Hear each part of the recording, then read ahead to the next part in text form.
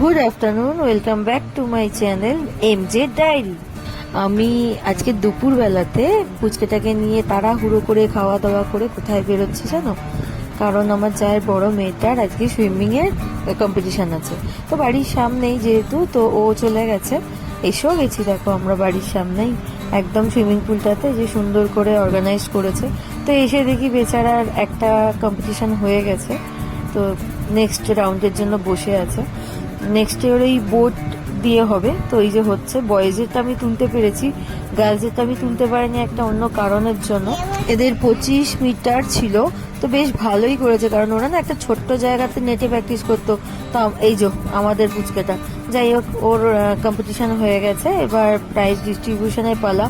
তো তো কিছু হয়নি, কিন্তু খুব সুন্দরভাবে সান্ত্বনা পুরস্কারগুলো দিয়েছে। এই যে ম্যাডাম দাঁড়িয়ে পড়েছে, লাইন দিয়ে সবাই দাঁড়িয়েছে, প্রাইজগুলো নিয়েছে।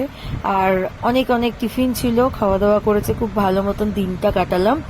তো তোমাদের দেখাচ্ছি আজকে ট্রফিটা যেটা ও পেয়েছে। এই দেখো আজকের ট্রফি। তো চলো এবার বাড়ি যাবার পালা। Tata bye bye. বলো ব্লগটা তোমাদের কেমন লাগলো। বাই।